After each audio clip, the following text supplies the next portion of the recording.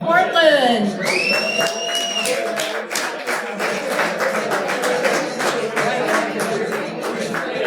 First off, we are going to make sure that everybody that's here has a raffle ticket. If you do not, I think you go to this nice lady here, because at the end of my brief talking points, we're going to do the drawing. Missi will give you one. All right, so end of summer, first Monday on the second Monday at Ron Tom's. Everybody just keep coming here and loving this place. They have been so great to us to let us have, I think, 4 or 5 different first Mondays in this space, which is just fantastic. So keep an eye out for where the next one is and what the topic will be. I have a bunch of stuff to share that is important for you guys to know about. The first one is that we just got our own 501c3 as Music Oregon. And what that means is Music Portland will stay alive and doing. Music Portland focuses on economic matters to make sure that music professionals are viable and successful and are making more money and valued for what they do in this very large and respected ecosystem. So that's what we focus on there. It's policy. We've got at least 1 policy council member, 2. We got 3. Oh my gosh. See, there you go. We got Bruce Fife, Evan Hoffer, and Derek Trost, all on the Music Policy Council that has been kicking butt. We also were recognized by the Oregon State Legislature, recognizing commercial music and live performance as an emerging economic sector. This is the foundation for everything. You are not an economy they will respect if you're not recognized. So that all of the kinds of benefits that the timber industry gets and the shoe companies and all these other stuff is based on this designation. So getting it is huge. They also funded $150,000 for a statewide study of the commercial music sector because nobody knows who it is and there's no way to find it in regular reporting tools. And I explained that you couldn't just put an economist on the job and have them be able to make sense of what it is for Portland. So we got the funding to do a statewide music census to find all the musicians, all the music businesses, all the producers and record labels that are spread across the state and identify different clusters that we'll work with to create sort of chapters to make sure that we're serving them as well as Greater Portland. But that's a big deal. That census, you are going to be hearing about it more. I need everybody here to become an evangelist. Send the note about it to every person in music that you know, because if we don't say we're here, they're not going to support us. So this is the most important thing that you can do. It'll take 5 minutes. And it is absolutely vital that we answer. If you know, we're like, oh, I'll do it tomorrow, and we get a 20% response, that's how big our industry is. We have to blow this out of the water. So everybody watch for that and become my evangelists. Also, the election is coming up in November. We have an event on October 17th that is going to be featuring the Music Policy Council, talking about all the work that they're doing, talking about this state census, doing a bunch of things like that. And that is going to be recorded as well. Oh, no, not from you. Actually, this is Stephen Tack, who records all of these things, and it's amazing. So yeah, it's going to be at Artichoke Cafe, which is a small thing, but we're going to record it. So we have little bite-sized things. If you want to know about this issue, there'll be some bite-sized information you can consume. We also are doing a candidate survey of everybody at state and municipal elections that is campaigning, and we are asking them specific questions about their support and perspectives on our popular music culture. That, in addition to the incumbents' voting records and support for past music issues, will go into a voter's guide. So it's going to be everybody, good, bad, and ugly, but it will give all of you a way to vote for the people that are supporting what you do. And that's never been available before. So keep an eye out for that. And if you can, come to October 17th at the Artichoke Cafe. We have Portland Music Month is well underway, getting scheduled out for January. If anybody is interested in being a part of that, helping, contact venues or helping with promotions or fundraising or anything that your special skills, the lovely Missy is here with a sign-up sheet. We are old school, so please sign up over there. Let me see. Oh, and the Oregon Census too. I have 1 or 2 paid positions. It is short-term, but it is, it's really important. And it'll be like 15 hours a week at $20 an hour, and it will run for about 5 weeks. So please, if you are interested in that, make sure you talk to Missy and she'll get it all down. I love Missy. And let me see what else. Everybody has their tickets for the drawing? Yeah. Okay. Who feels lucky? Woo! Okay, we haven't announced it, but this is a $25 gift certificate from Music Millennium, and Music Portland is going to double that for you. And support Music Millennium. They are absolute heroes in our community, and they need your help. Record stores are having a hard time, so make sure you go and buy from our friends. Let's see, I think that's it. I think I covered all the buttons. Thank you, Meara. Sure. No problem. Okay, this is it. Spinning it. Okay. See, I'll put mine on. Bunch of old crows up here. Ticket number ending in 6962. Who is it? 6962.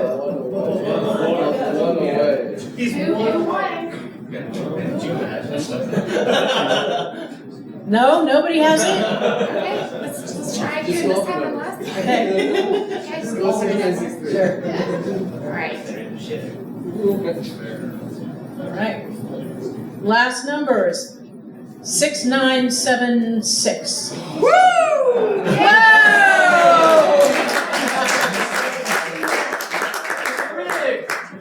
No insider trading. My services are free here, so. That's true. He sorry. gives it away, people. Thank you. Excellent. All right, I'm going to let Missy begin the panel. At the end of the panel, there's going to be time for Q&A. And if there's this many of us, you might want to come up here and pose your question to the panel. All right? And I'll give you the bumps rush if you go over long. Okay? Thank you guys for coming. This just...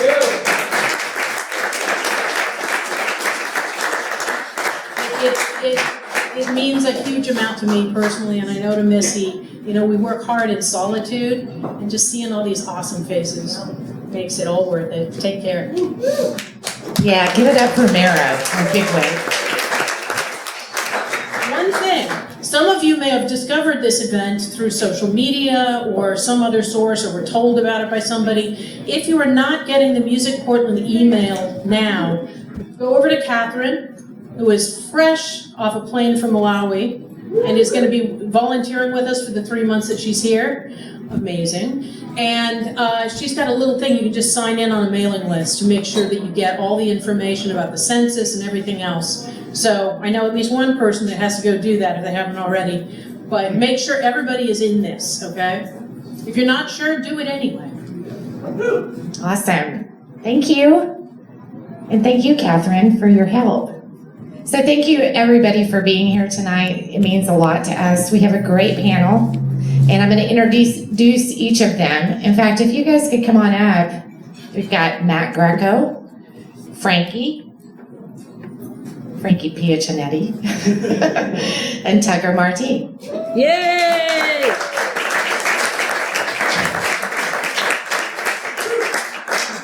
And what I want to do is just read a short bio on each of you. I know probably everyone knows everyone in here, but let's just do this so that if people don't know you, they can hear about it. So let's start with Matt Greco.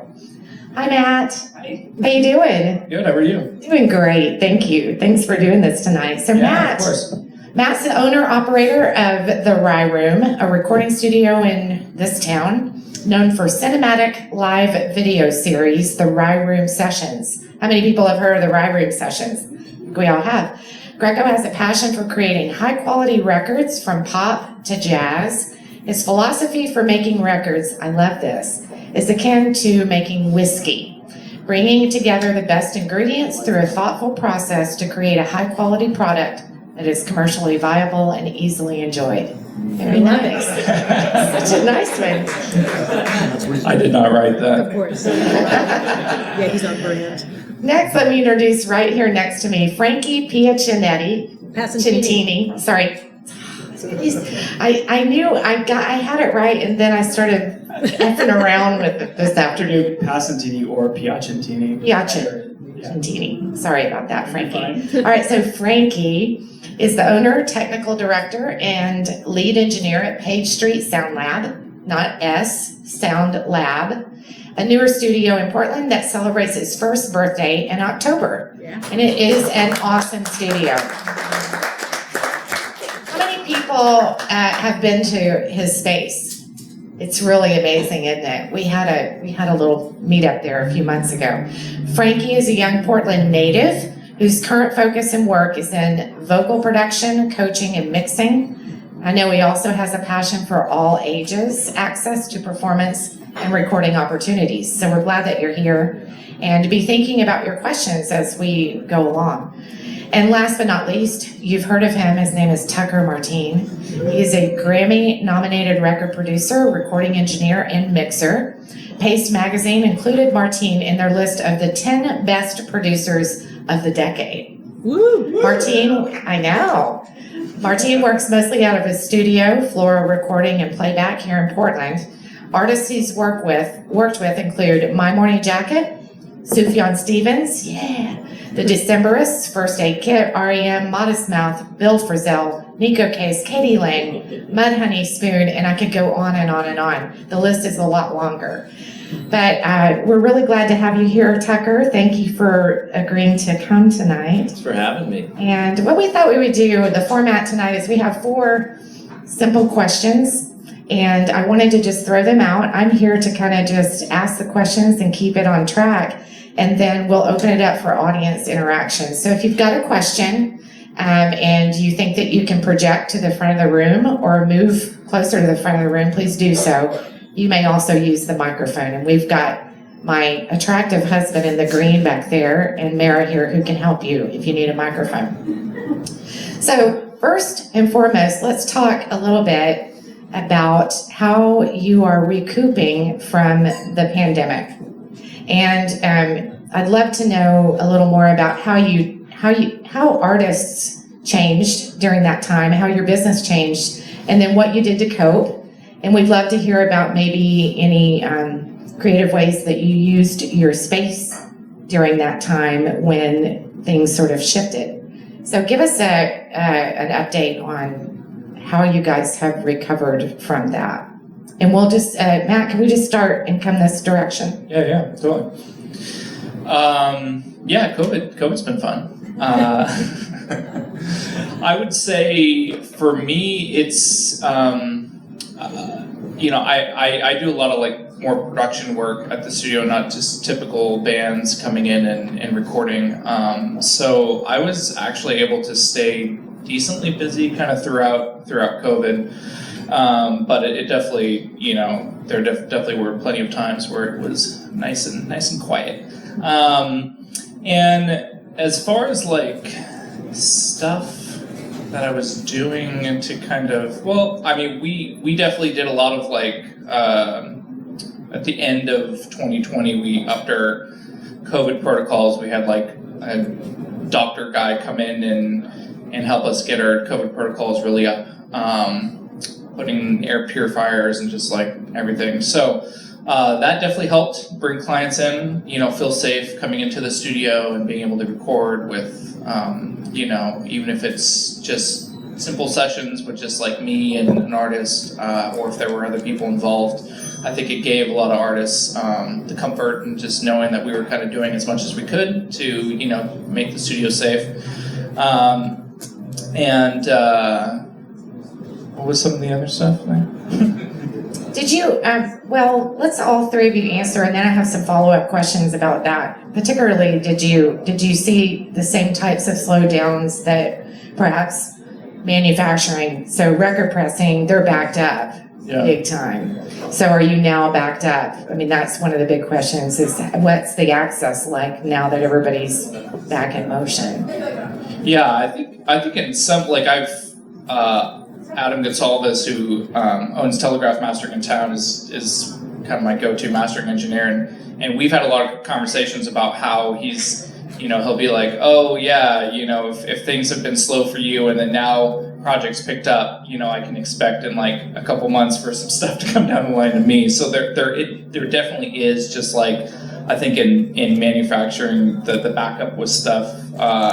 I think that still is playing a part in our industry too, for sure.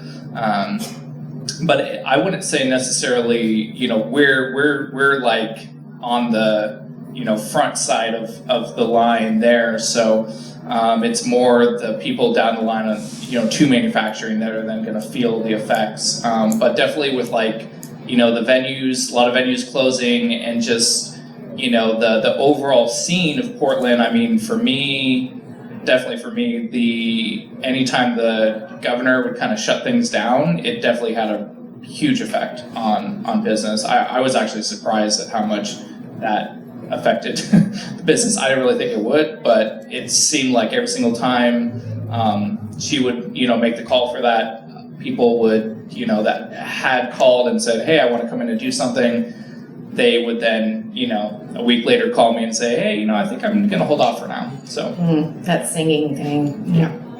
Tucker?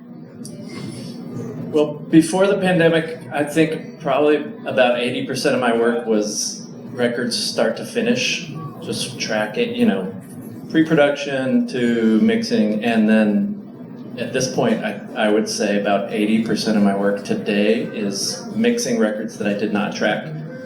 Many of which were put together during the pandemic when people just were like, all right, it's not going to just be a month or 2 months or 6 months anymore. So instead of waiting to make the record the way they planned to, they just cobbled it together. And, many of them were calling me, asking me what recording interface they should get and how to use it. But also then I've seen that now that touring's opening up again, the bands are behind and they need the touring money in order to be able to make records. And, the tours came out of the gate kind of with a clunk. A lot of them getting canceled, and then attendances are down. Notice that still a lot of them aren't quite really back in the game yet. They're still getting their tours going, and a lot of their tour income is down. So I don't know how much of this change is going to be permanent. I am seeing, I would say in the last 4 or 5 months, I'm starting to see more kind of tracking inquiries coming in. But it also might just kind of be the way a lot of people took that opportunity to learn. Somebody in the band was always interested in recording, and now they know just enough where they're going to do half their record. Maybe they'll go to a studio for drums, and then they'll come home for everything else, and then hire out mixing. And Right. at the moment, it feels like that's the way things are going. And I'll have a follow-up question to that. But Frankie, tell us how it's impacted you with a new studio, and you had just gotten up and rolling, right? Kinda, yeah. It's actually it came at a funny time. Page Street was actually about 90% of the way done with the contracted build out. Very little was left to be done, but contractors got stay-at-home ordered, which they were actually more frustrated about than I was, honestly. And so everything in terms of Page Street opening was set back, I'd say roughly about a year. They came back, contractors came back in fall or winter of 2020, I want to say. And then 2021 is when I did wiring and setup and everything. So during the pandemic, I was doing, at the time I was actually teaching music mostly and doing some remote mixing, and throughout 2020 I'd have people over for some light production at my home when people were comfortable. But it came at this time for me when I was actually still, for Page Street, refining some subtler details of the business plan, and COVID as a phenomena culturally and societally drastically altered some aspects of how I wanted to run a recording studio coming out of that, being prepared to open. So we opened about a year ago, so things were starting to open up again. Attempts were made to open back up again, let's put it that way. Around that time, it's all kind of a blur at this point. But I started to look at what my studio would be, wanted it to be a little differently. I don't think if there had been COVID, I don't think I would have built a lounge. It's one of those things. Because I was engineering and designing it, but I was like, why do we need a lounge? Sounds great. Like, no one needs to hang out here, But it became, I started to think more about the studio as an experience, and especially coming out, I have a lot of clients now who say, I spent a year and a half, spent 18 months recording myself in my bedroom. I want anything but that right now. If I'm going to be spending my money, I want the experience of being taken care of coming into an inviting space, and obviously having someone else take care of these things that I was banging my head against the wall, researching interfaces and stuff for so long, and so it also reoriented how I wanted to run a new studio coming out of that in terms of building community. I mean, I was a part of a scene that is like dead and buried because of COVID, like 100%. It's just completely gone. You mean the DIY scene? Yeah, DIY, this sort of pocket and age group of DIY music and house shows and things like that. That was the one final blow, and again, from my sort of circle in that and age group, it's pretty much gone. And so, it really shifted things for me. A lot of thinking about what I wanted my studio to look like coming out of this. And, I have come over some humps with variants. So every time a new variant was about, there was always a slump there. Thankfully, I had some remote mixing I could be doing during those times, but yeah. So, did you all? So one of the things for the audience to know is that Music Portland really spent a lot of time way prior to me coming aboard. But when COVID came upon us, Music Portland really worked to increase access and amounts of COVID relief for musicians and for music businesses. Correct? I don't know the exact amount that you increased it. $700,000. $700,000. That was done by a small team. Yeah, those were folks that had been previously repeatedly denied by OED. So we did individual case management and just fought. Yeah, and what she said was that they individually, fought for people and businesses to be able to access more money. Did you all feel that you were well supported as business people during the pandemic? Did you feel that your industry got what it needed? No. I want to. No. Yeah. Yeah, and there's a lot to say too about the fact that we're still at the tail end of this hopefully last variant, and I think a month or two from now things could feel really different. It's going to be over in a month or two. My band recorded an album or did all the tracking for an album during COVID, and then what we do is take it all, and then John, my husband, learned how to do a bunch of stuff like you said, but then at the end you have to go find somebody, and we always choose Larry Crane. Just we've been with him for a while, but Larry fixes things that need to be fixed. But not that it needed to be fixed. He's really good. I mean, that's great. But one of the things that leads us to our next question is talking about the definition of studio production. because it means a lot of different things to different people. And sometimes there are these antithetical sort of reverse ways of looking at things. It might actually be more cost efficient to get in front of a producer earlier rather than later. So I wanted to throw it out there and ask, maybe we go back down to Matt and just move across the panel and talk a little bit about what does studio production mean for you? Yeah, that's a good question. Studio production to me, I think it's definitely multifaceted. I mean, I work on projects that are very production heavy, where I might just have a solo artist coming in and we're doing more of like a pop thing. So there's maybe not a ton of players and instruments involved. It might just be me producing and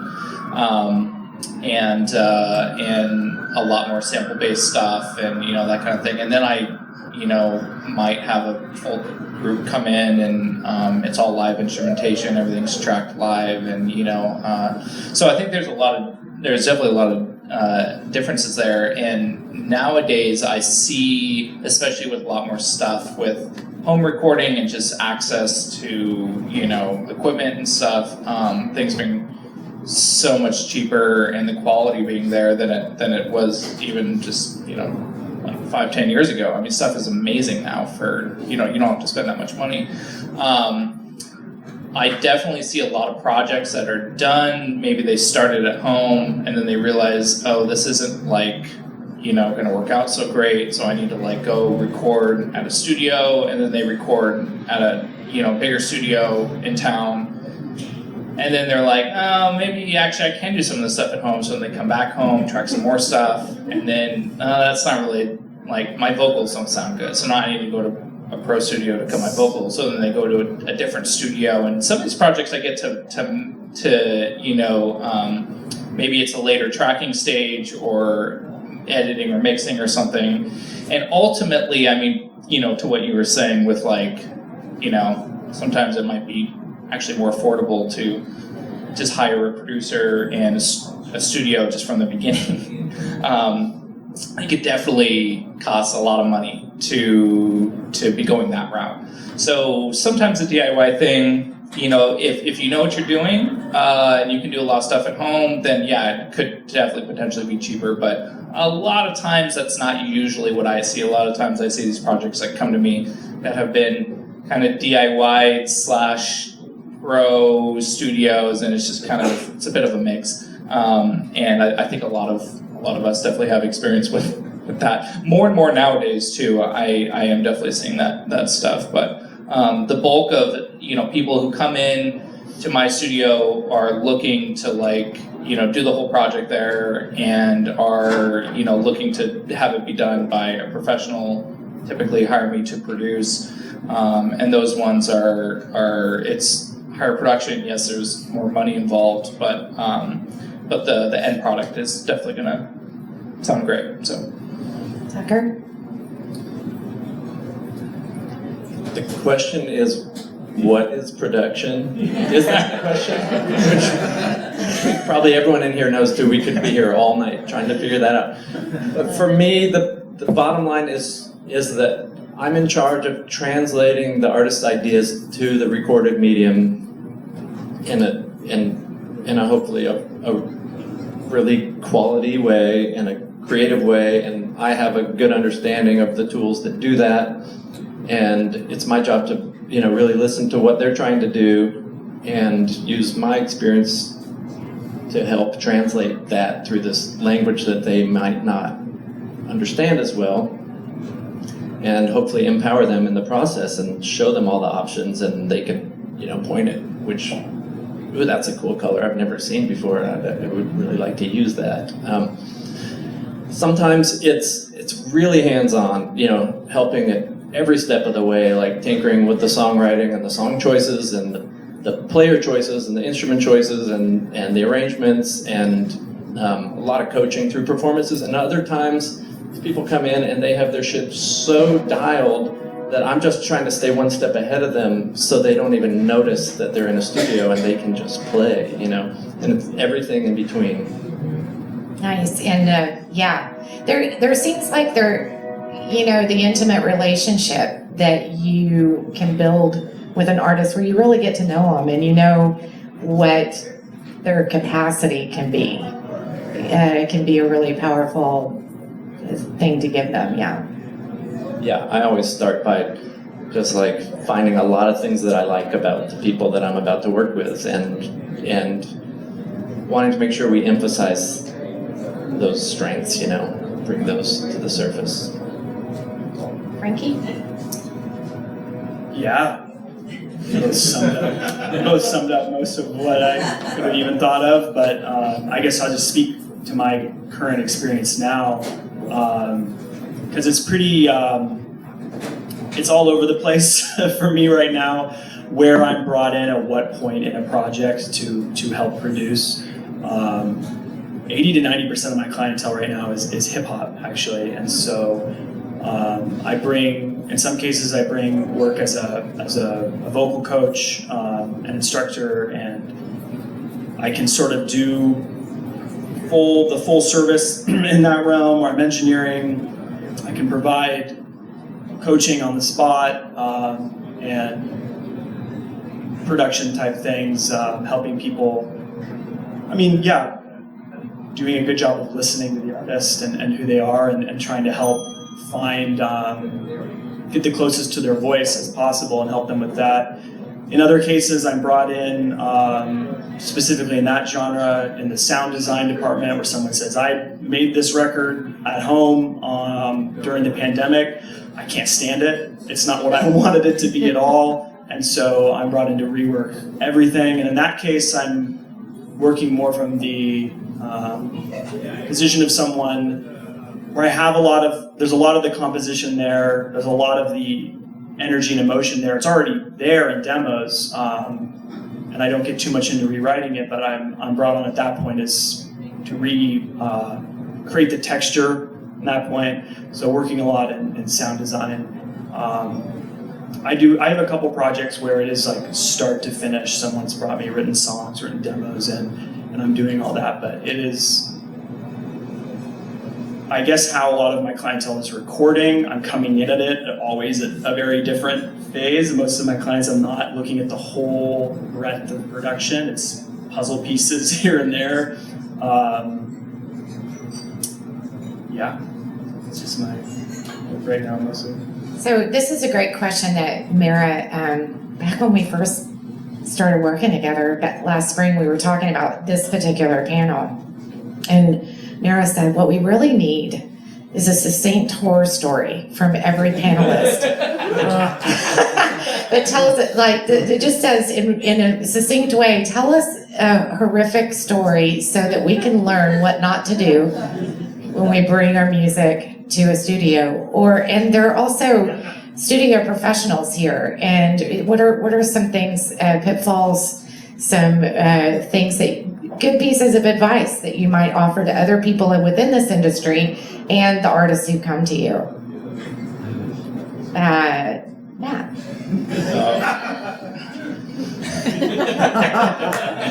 No names. Okay, no. Turn off the camera, though. Just I would say that there's a general,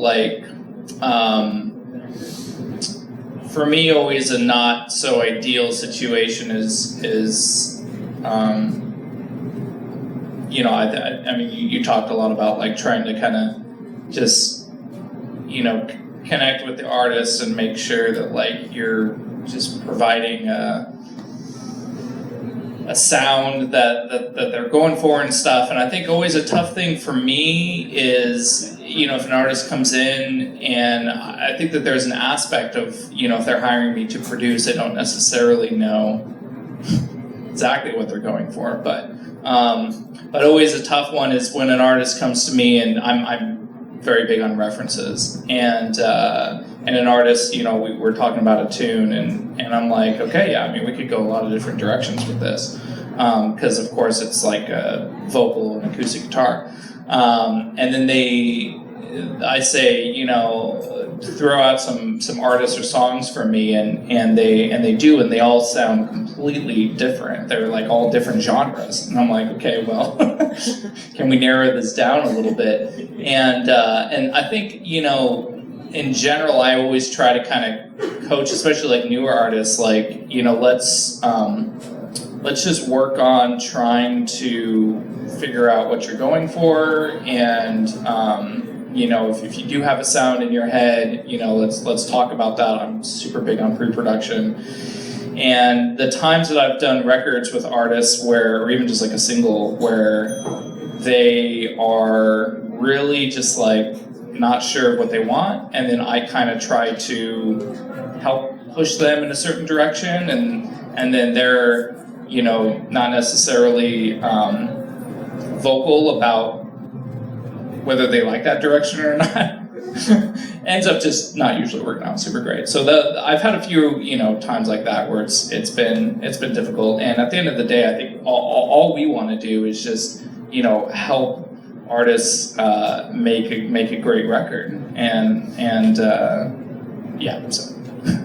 And there ought to be a code word, like some code word that's like, oh, we need to be able to say this word and not get upset with each other, but listen, we're not on the same page. Yeah. Tucker, do you have any good horror stories? Well, I would say my biggest horror stories are all clumped in the earlier period of my life doing this. Like the biggest ones, not, I mean, there are all challenges every time out, but I think a lot improved when I learned what questions to ask,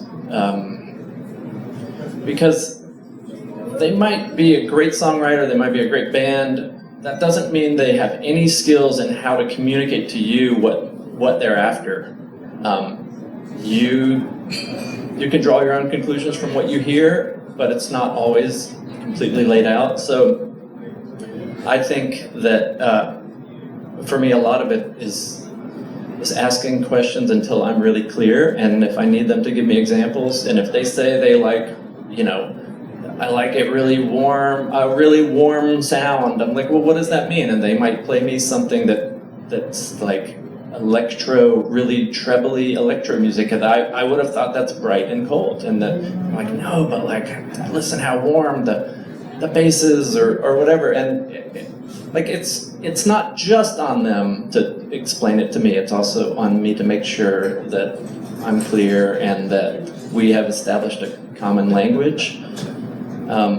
So yeah, I won't tell horror stories just for the sake of horror stories, but I've found that I can avoid most horror situations that way. You can't avoid challenges completely because it's a creative process, and artists and what have you, but yeah. Frankie, you have any? Well, I think this early on in running a studio, I can confidently say that the horrors are yet ahead of me. That's the spirit. Yeah, that is. Experience. I can confidently say that. But to loop it in to the subtext of your previous question, I mean, so many situations, there's so much gear grinding when you just want to say, did you have a pre-producer? Like, did you do X amount of homework, and getting someone on pre-production, preparing them for the studio, letting them know this is how long this is going to take, this is what the process looks like, so that when they're in, because when they're in and they haven't done that, it often gets taken out on you, or you're expected to. I mean, this is speaking simply as when I'm hired as an engineer, purely as an engineer, and of course being assumed a producer without any prior discussion, which I'm sure there's also a book of horror stories on that as well. But again, nothing terrible, really. I mean, like I said, any gear grinding is usually stuff that could have been solved if they had brought on someone, especially with a bigger project, brought on someone early on that had pre-production advice. I think one of the that you bring up a really interesting issue, because one of the things with the Echo Fund that we're getting ready to award grants, but one of the things that came up with our review team was an underestimation of the cost of recording and engineering.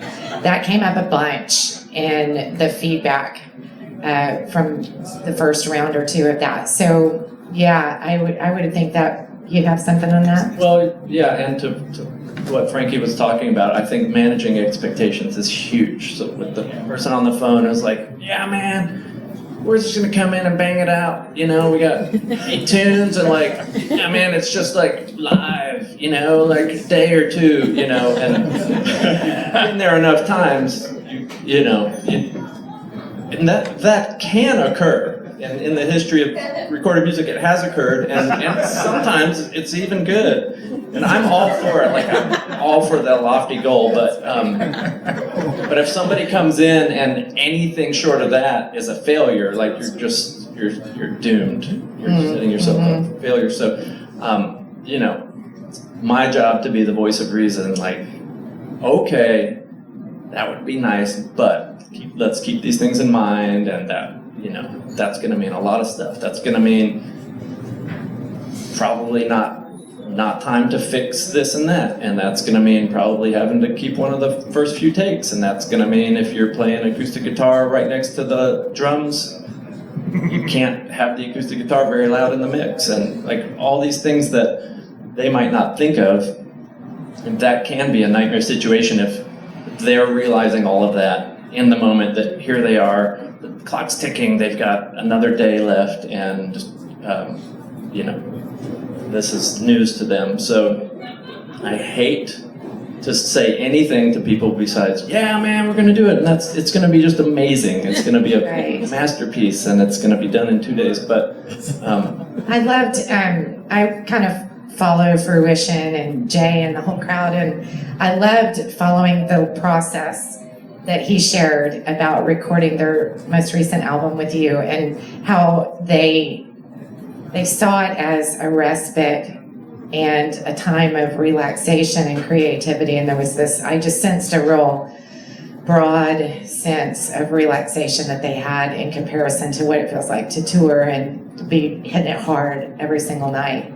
That was really neat to read about, you know, that they were going there to retreat as well. Right. You know? Right. Well, okay, so let's get these questions rolling. And while people are thinking of your questions, you're welcome to use the microphone. We've got the lovely Meara. All right, let's see. I see a question right there. Do you want to do Mike, or you want to yell? Anna, You can be like this.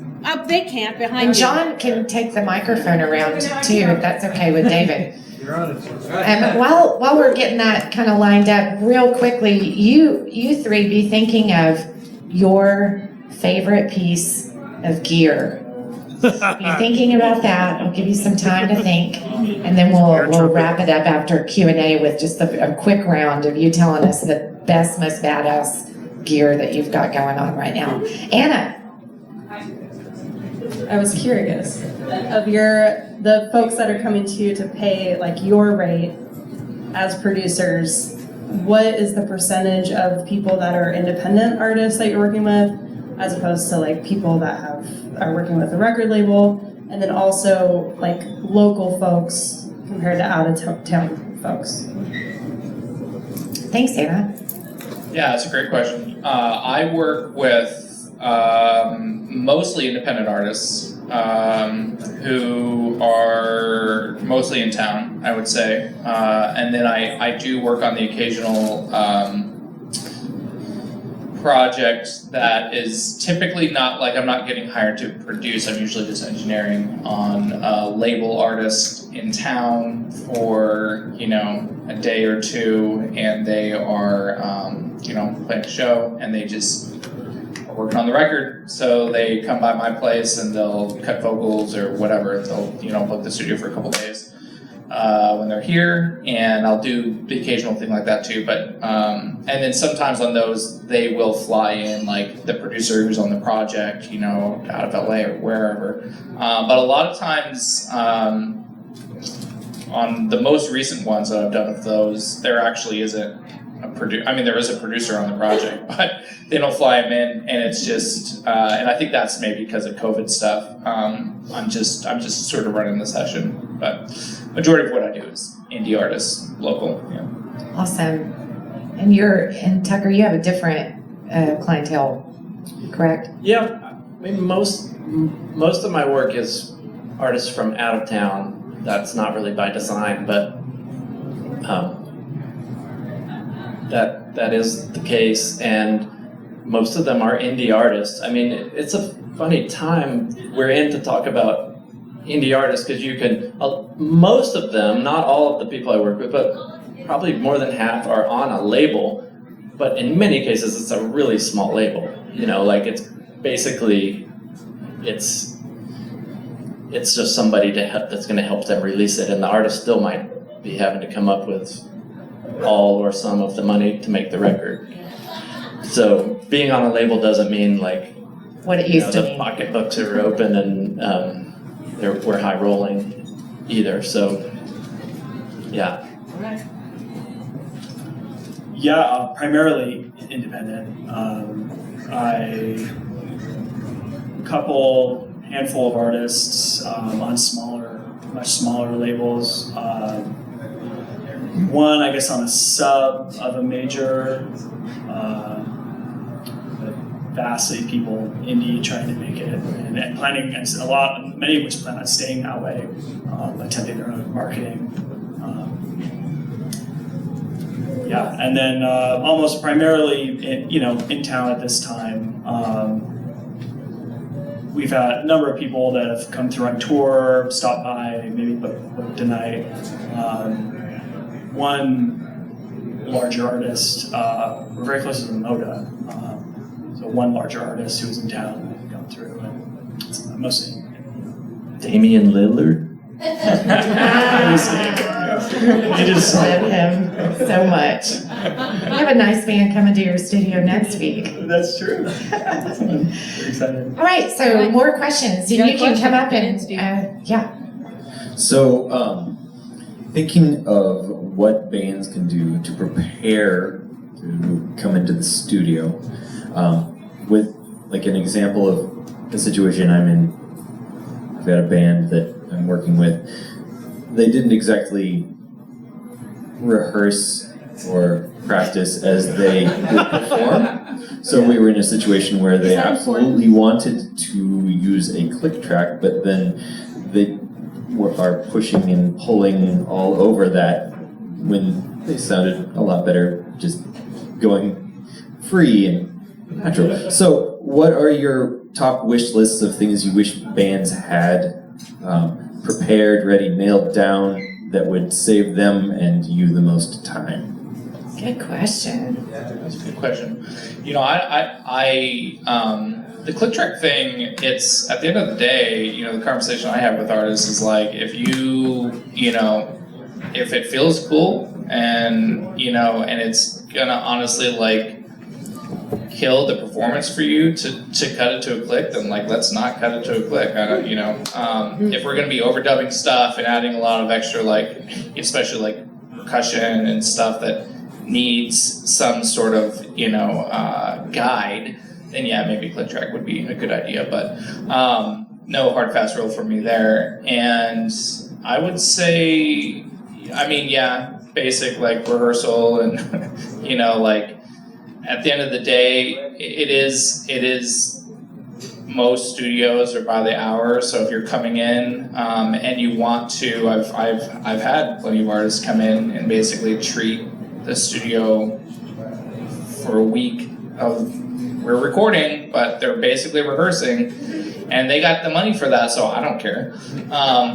But if you don't really have the money for that, then you might want to just do that at home. And there's a lot of pre-production stuff, honestly, nowadays that like I'm really big on. Like I'm happy to help you guys like do pre-production stuff at home with GarageBand or Logic or whatever.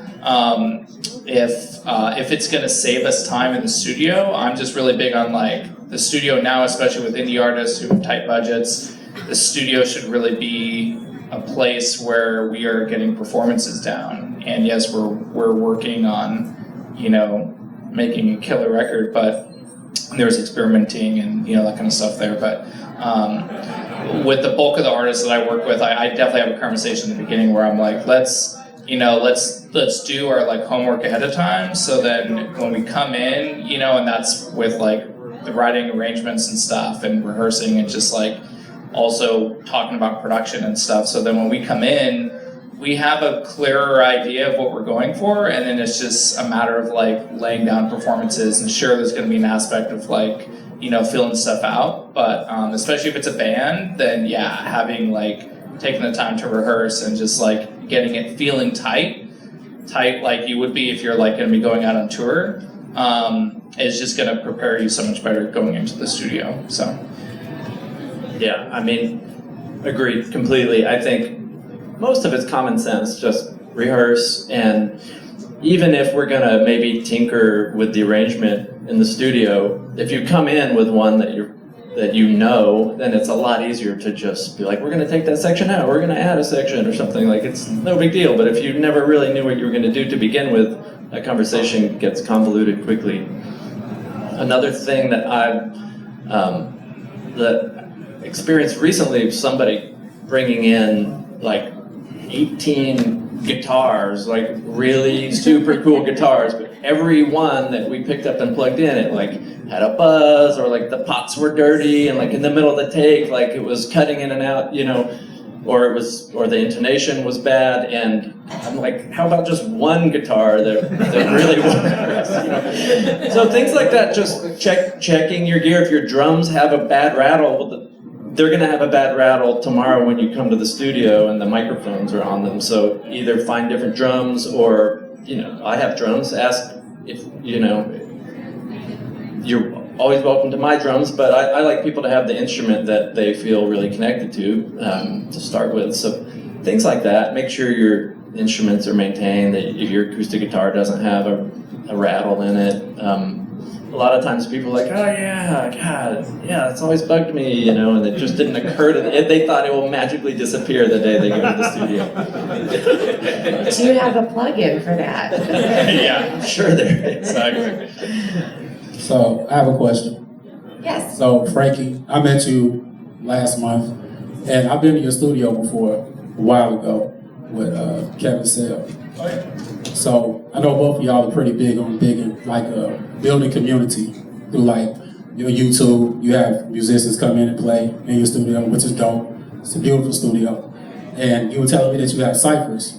So like, how has that been for you as far as like networking, kind of building up the brand and different things like that, just kind of getting more people involved in what you do as an engineer, kind of adding a little spice. Like, how's that been, and how do you feel about that moving forward, post-pandemic, quote unquote? Thank you. You want to take it? Frankie? Sure. Yeah. I mean, I'm always any event that's not like me one-on-one with a band in the studio from the start. I'm kind of like, I don't know. And then A Revolution, she's the one who does the ciphers. So we gave it we did it once, and it continues to be one of, aside from community building, an incredible business decision. What's a cipher? Cipher, in this case, it's mostly just freestyling. So we get a couple, 2 or 3, sometimes one I DJ, and just set up a couple mics, and I actually contract my videographer friend Chris to do the ciphers. And he does the whole live stream. We go to Instagram, Twitch, and YouTube. I'm mostly just preparing that, mixing that down for the stream, and managing the audio. And I mean, it just continues to give and give. And, that's anything involving, again, a broader discussion of like what it means to like open a new studio in the 21st century, which is in some ways a crazy thing to do. And, and so a lot of that for me evolves in this discussion of alternative bookings and what are the kind of things that you can do and what are the ways that a studio can be used to generate income in addition, and also build community. And of course, that's a classic example. And they've been amazing because A Revolution, Alex, is just a community leader. I mean, she's just fantastic. And, you know, I have gotten so many people who have come through there, obviously. I mean, it's like showing it off, obviously, and people come in and see it, and then they want to step into the control room, and then we can talk. And I've made a lot of clients by doing that. But more generally speaking, you know, building the studio, I took things in mind like video content in mind. I took things in mind like podcasts, filming podcasts in mind, potential event booking and sort of these things. So, does that answer your question? Yeah, cool. Thank you. Yeah. So yeah, we do the writing sessions at the studio, and I had started that pretty early on with the studio, and the original goal was to just you know, offer high quality videos to artists to kind of showcase, you know, the local talent in Portland, and, you know, hopefully for it to expand to something where I do have like artists from out of state coming in, and, you know, if they're on tour or whatever, which is, you know, we have definitely had some artists do that. And it's honestly, I mean, that was the main goal. I knew that there would be some, you know, positive marketing that we'd be getting out of it, and there was definitely like an aspect of like, you know, we're hoping that this will help just get the name out there, you know, with the studio, which it 100% did. I mean, it was the best marketing tool that we could have done for the studio.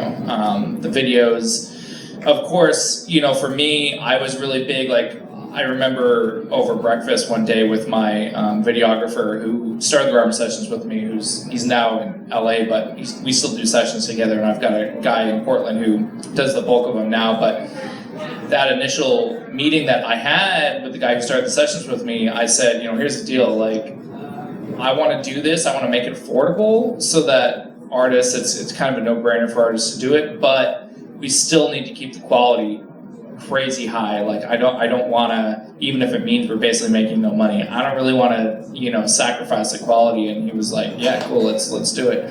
And I think that that's the biggest reason why they've been so successful, because you know, the video and the audio is rock solid, and that's been a big part of it. I don't want to be a ball hog, but I got the mic. So we heard horror stories.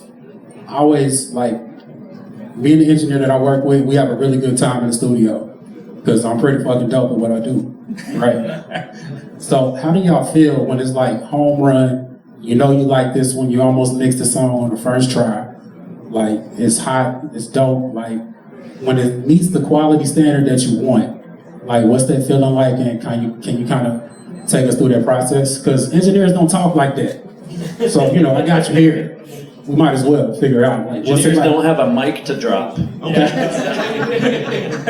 I'm not dropping mine. It's like on a mic and yours.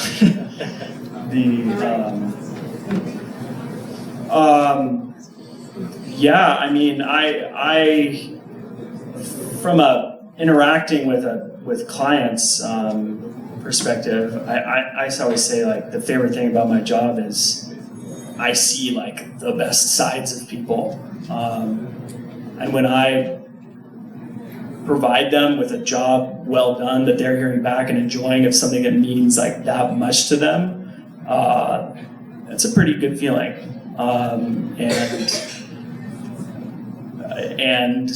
yeah. I mean, yeah, that's the most important thing in the world to that person in a lot of ways, like, you know, and Yeah. Understand Yeah. like an engineer. Okay. Well, so like in the last few years, like the influx of people recording their stuff at home and then bringing it to you to, in the worst case, polish a turd, in the best case, to kind of help them get it to the professional level that they want. Do you have any sort of advice as far as like someone who has actually done some research and is getting pretty good results with their home studio? Like, what is it that someone in this kind of scenario can do. You know, I've learned my frequency range. I know where to notch out my, you know, do a sweep and notch out my, you know, feedback, and, you know, do my high and my low pass. And, you know, I feel like I have a pretty solid process for my foundation tracks, but I can't quite get it to where you all do, where it's like, you know, the nice final thing. So what is something like I can do on my end to bring it to you to make it that final thing, even though I'm tracking it myself, and then what? Are you asking what you can do if you're bringing it to somebody else to help finish it, or to bring it to you to finish it, to be like, now this can go on vinyl, now this can be a final piece, which I myself can maybe get 80%, but then I can't get it 100%, which is where you come in. Like how to prepare it to bring it to or mixing. Yes. Yeah.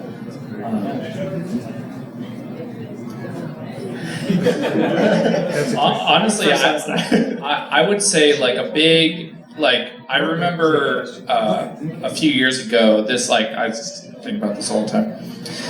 I did a jazz record for this great jazz bass player, and I was surprised he'd asked me to do his record, because I was just like, I mean, you could do your record with like anybody.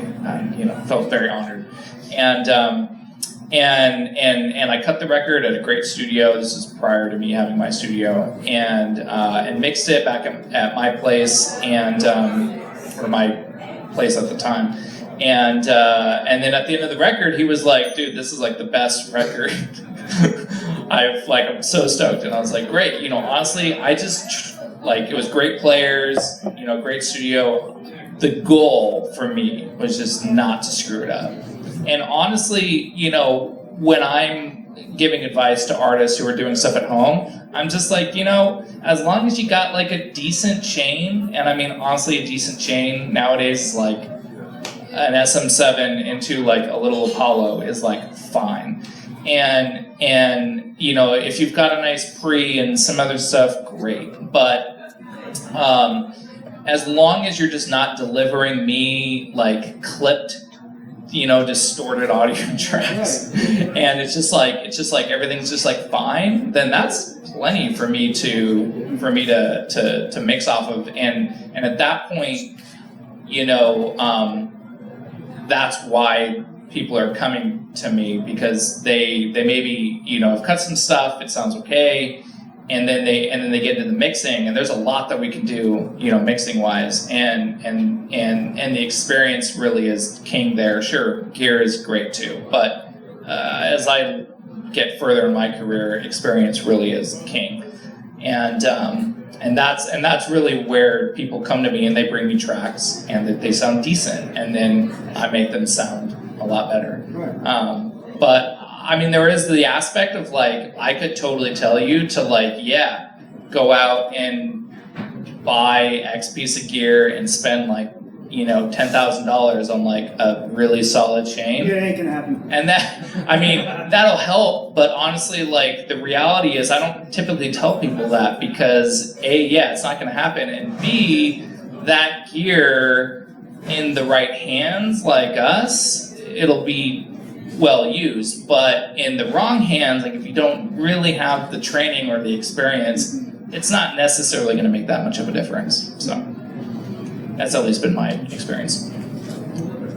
Yeah, and are we tracking your question correctly? You're not asking about like a technical way to like prepare your things or something, right? I guess all I mean is like, I'm pretty confident with the tracks I've recorded at home, and I can mix, and I can't quite master, but I can at least volume adjust to make sure everything's at the sort of same level. But I just mean like, what can I do on my end to, when I do bring it to you, to finalize it as a professional finalized deal? Like, what can I do on my end to I think cut studio time? Because look, I don't have money. So how can I expedite the process when I hand this off to you, and while we're working together on it, and I think finish it? The best thing you could do is to be stoked about what you've done, and maybe to be able to articulate to some extent what you're not able to finish yourself, you know? Just whatever it is. If you're just like, man, I just don't like, I feel like my reverbs aren't as cool as these records that I listen to, or like whatever it is, then that person can really help you do it, you know? But if you're already stoked about the music, like intuitively, somebody with a lot of experience will probably already know how to just hear what you've got and just be like, oh yeah, that. But look, now it has more depth of field. It's like, it's you know. So like sort of knowing what you need and being able to tell I mean, ideally, but I also understand sometimes people come and they're just like, I don't really know, like, I liked it about 2 months ago and now I'm not sure, like, can you help me? And then that's when my like inner music fan kicks in and is like, dude, that right there is badass. You're overthinking it, like, you know, and you sort of help talk them down. Unless you don't think it's very good, and then maybe you try to explain to them what they should go back and work on. Meara, do you have a question? Yes. Thank you. Yes, I have. I have just a couple of comments. How many people here are engineers or producers or studio owners themselves? Yeah, I mean, that's great. We had hoped to have it out for tonight, but soon we will be opening up the self-entry for the studio production part of our industry directory. The goal of that is to get the word out to people outside our community, so it's not just all competing for local stuff, and whether that's for mixing or for tracking or any of it. So definitely make sure that everybody gets involved in that industry directory, because then we want to do a lot of promotion of Portland as a music production destination. The other thing is that I had a great conversation with Matt, I don't know, years ago, it's always years ago now, that was talking about the fact that Portland is definitely more collaborative than competitive, and it's one of the glories of our music economy. And that when you do a production listing for your studio or your work as a studio producer or an engineer, think about what you're really great at. Think about the genres that you really like and you have great experience and a great book. I guess you don't call it book. A great portfolio of samples and variety. Don't go in saying, I can do everything. Because everybody can't do everything. And I think if we all lean into what we do really well, and that might be, you've got solid equipment and you're great for demos. And that's what you really want to focus on, and then you'll be building up your skills and moving up. So just, I think some self-evaluation and some candor in the listings will go much further than everybody saying we can do everything. You can pick Tucker or you can pick me. You know, it doesn't serve anybody. So we're hoping that does it. I also wanted to quickly say that Music Portland, that fights all the time on your behalf, burns about $4,000 a month in technology, in services, in payroll, in contractors, and all this other stuff. So far in September, we have gotten $775 of membership dues. If you are not a member and you're an artist, take a minute, become a member. It's $25. If you are a professional and you want an enhanced listing in this directory, become a business member. It's either $250 for the whole year or $22 a month. But we really need you guys to step up, particularly as Music Oregon is building. It's going to have its own funding stream, but the C6 can't get money. It has to be member represented and member supported. So musicportland.org/join. So those are my two things. We're really excited. We're doing a series of presentations with Amped Up. This is Holly. If you guys don't know about Amped Up, grill her. But we're doing things that are not a commercial for that, and they're not, a commercial for Music Portland. They're just some really great, interesting sessions. And so Holly's going to talk about the first one. Go ahead. Oh, well, I can talk about You, it. come on. We have two people that have questions. Should they wait? Or I had a question. That was Oh, that's what you have? Oh my God. I don't have a question. You talk about it. Okay, so how to take the mystery out of touring is the first one, and it's going to be at Kells on the 19th of September. Next week. So we'll be sending out a notice about it, but these are really, Northwest. really amazing sessions. Northwest. So the next one after that is how to make more money. Let's have a hand count. Who wants to make more money? Some of you are very selfless. And then another one, then one is the political one I talked about on October 17th at the Artichoke. And the last one is... What happens when your sound guy doesn't show up? Oh yeah, what happens when your sound guy doesn't show up? So they're going to be awesome. They're going to be super fun. Please come out for them. I bogeyed it, apparently. We have a couple more questions. Hit it. all right, David. And so we've got four more questions. Brad, are you? Okay. Yeah. Right. Yeah. So many questions. Okay.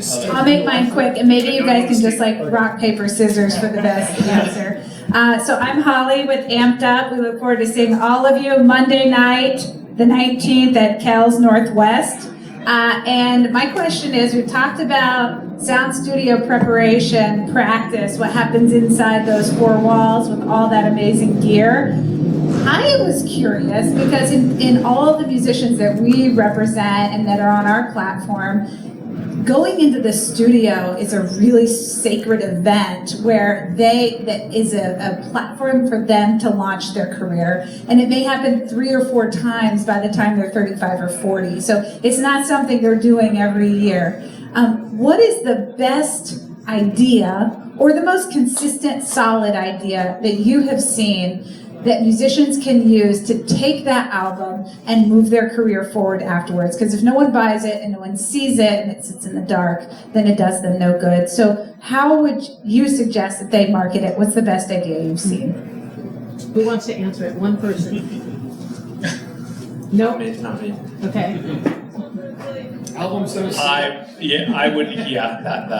I would say, I just tell everyone, like, unfortunately, that's not what I do. Yeah. So there's some great, I know I've got some great PR connections, and I usually just send people that way. And, I think that there's a lot of people in the industry who are, doing a lot of great stuff on that side. It is tough. I do, of course, warn every person that, like, hey, I may send you to like 3 different PR companies, but all 3 of them you might actually end up using, and you might spend a boatload of money with all 3, and you might not get anything out of it because PR is a weird world. And so just be aware. But that's usually where I send people to the professionals to do that. All right, David.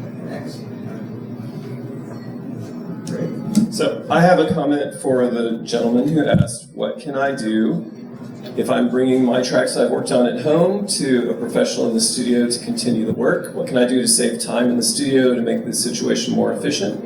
And they gave some really great answers. I just have one more thing to add, which is be very, very organized. Make sure your tracks are labeled clearly. Make sure all the tracks for one song maybe are in a folder together. So when you get to the studio, the person you've hired doesn't have to spend time trying to figure out, well, what is what? You can look at the track name and know, oh, that's a kick drum, and that's the vocal. And if you have several guitar solo takes, if you can, figure out which one you want to use and just don't even bring the other ones. Or if you do bring the other ones, have notes. This is one we think we want to use, but also can you listen to this one and see what you think about it. But just don't waste their time doing things you could have done at home to make things move more efficiently. That's my comment. Who are you and what's your business? My name is David Strite. I am also a producer and recording engineer. He also does the sound for each of these meetings. So give him a big round. Thank you, David. He's the sound guy that does show up. That's true. Last question. Okay, I have a question about production and staying on the right track versus getting in your head during production. So self-producing can be such a tricky animal to wrangle, and there's times where if you're lucky, most of the songs on the album just kind of dial into where they land in a place you're really happy with, and then there are those like wily tunes that surprisingly don't work, but you want to include them on the record. Maybe you shouldn't, but what are some tricks of the trades that you guys do to stay not in your head, to find the right place? Is it, go small, strip it all the way back, start all over? I'm just curious to hear about it. That's a great question. That's a great question. I mean, I can answer, but yeah, I've got a couple thoughts.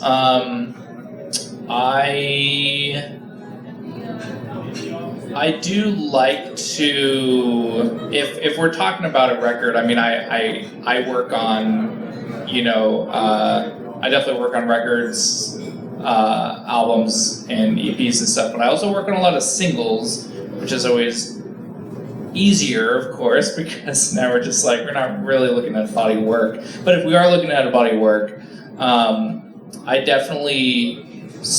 I try to, again, sort of start with like the pre-production stage and look at all the songs, and I kind of start to get an idea and like talk references and sounds and stuff, and so I start to kind of get an idea in my head of like where I want potentially each song to go, and I think that there's definitely an aspect of like I may have a path that I want to go down, but I'm still very open to like trying out other paths and stuff. But I have tried to get a lot better, clearer with,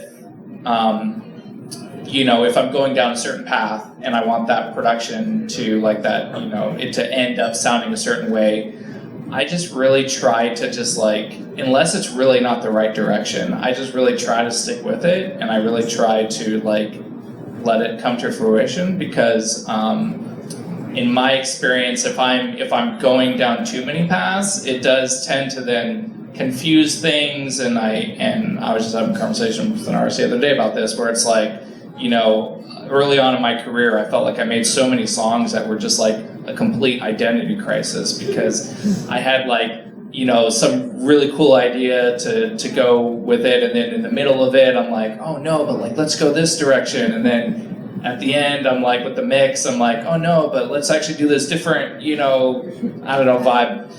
And then I listen to at the end of the day, I'm like, man, this song is like all over the place. If I would have just went with that one from the beginning and just saw that through, then it would be what it is. And I feel like at some point you do realize that this is definitely not the right direction, and then you can kind of pivot. But I really do try to just like find something and stick with it, and then of course look at the body of the album as a whole, and try to make sure that that's cohesive, so. Stephanie Schneiderman, great artist at the time. Yes. A few things that come to mind in addition to what Matt said are just not getting too precious, right? So like if you're, the first few songs went great and you're getting stuck on this, what's going on? Let's just put it aside, let's move on to the next song, come back. Half the time when you come back the next day or later that day or the next week, whatever it is, it just makes more sense. But if not, it's telling you something, and then you just, I start scanning, I'm like, let's look at the tempo, sometimes you're like, oh, wait a second, yeah, we're forcing this isn't a slow song, or this isn't a fast song, try that.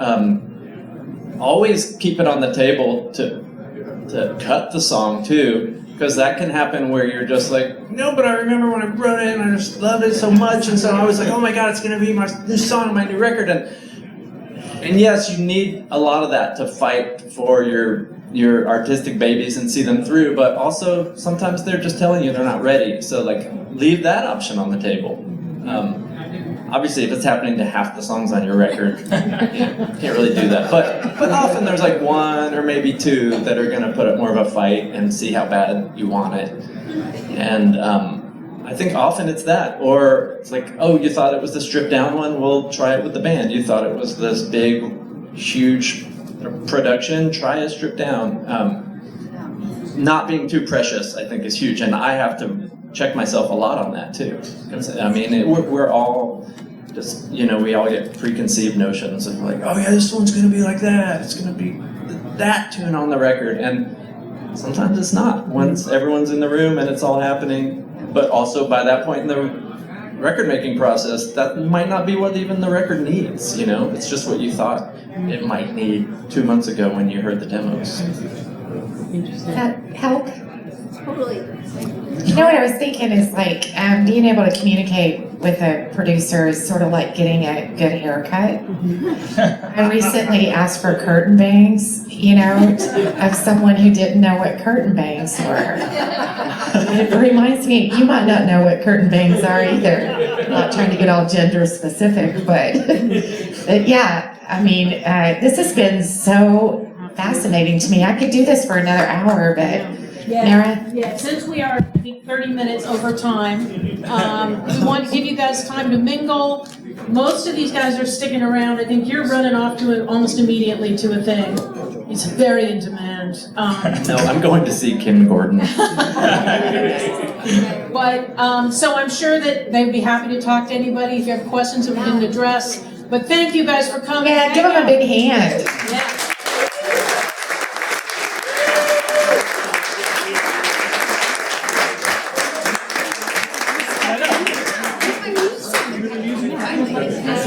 Oh yeah, the gear. Can you do a quick round and just tell your favorite piece of gear? Because I know you've been thinking about it. Okay, real quick. Lightning round. Frankie? I, for some reason, own a Mode 1. Yeah. Probably 50s, 50s. It's on the chopping block, but... And I'm going to be just subversive, and I'm going to say The Room. That was good. That was very creative. Just the guy who spent a lot of money on his room.